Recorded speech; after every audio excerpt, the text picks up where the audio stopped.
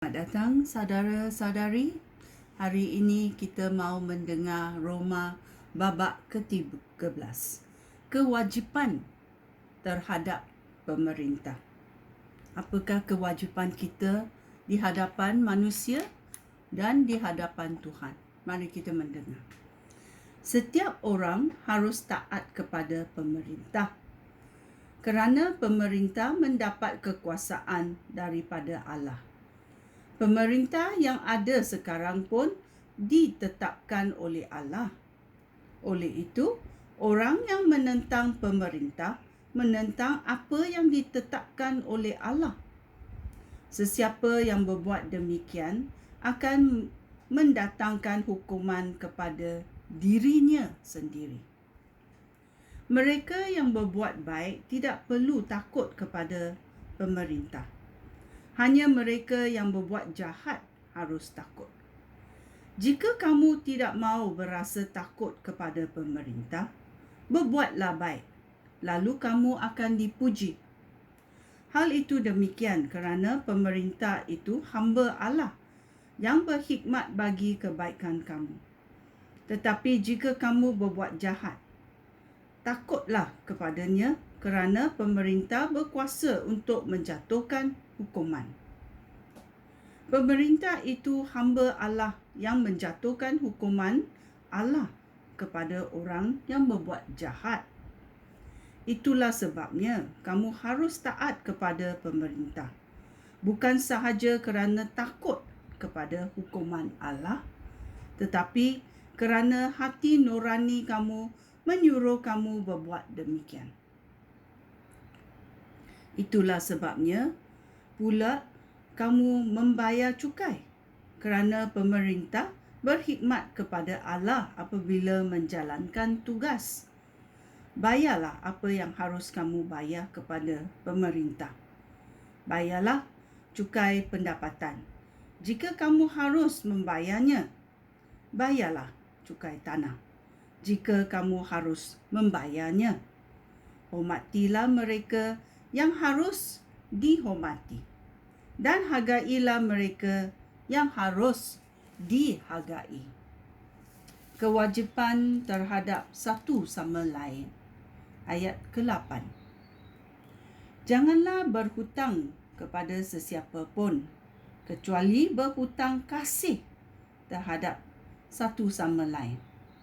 Sesiapa yang mengasihi sesama manusia mentaati Taurat. Hukum yang mengatakan, jangan berzina, jangan membunuh, jangan mencuri, jangan tamak. Semua ini dan hukum yang lain sudah disimpulkan menjadi satu hukum sahaja. Kasihilah sesama manusia seperti kamu mengasihi diri kamu sendiri. Orang yang mengasihi orang lain tidak akan berbuat jahat kepada orang itu. Oleh itu, orang yang mengasihi sesama manusia mentaati keseluruhan Taurat. Kamu harus melakukan semuanya, kerana kamu tahu bahawa inilah masanya kamu bangun daripada tidur. Hal itu demikian kerana masa kita diselamatkan lebih dekat, kerana lebih dekat sekarang ini daripada masa kita mula percaya. Malam hampir berlalu dan fajar akan menyingsing. Marilah kita berhenti melakukan perkara-perkara yang dilakukan dalam kegelapan.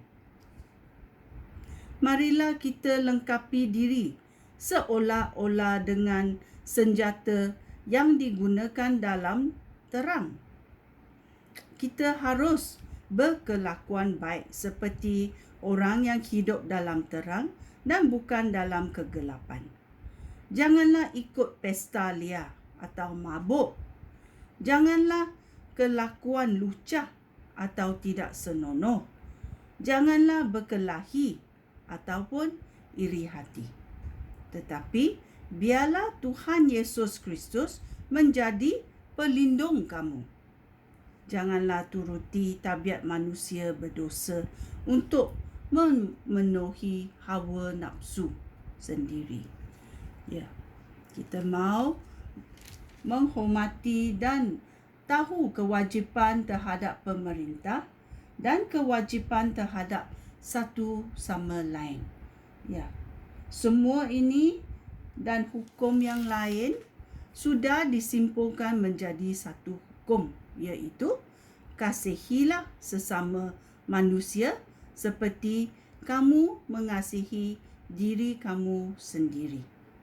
Kita tahu orang yang mengasihi orang lain tidak akan berbuat jahat kepada orang itu. Oleh itu, orang yang mengasihi sesama manusia mentaati seluruh Taurat. Kita mesti tahu. Okey? Mari kita bangun dari kegelapan dan masuk dalam keterangan Tuhan. Sekian, terima kasih. Shalom.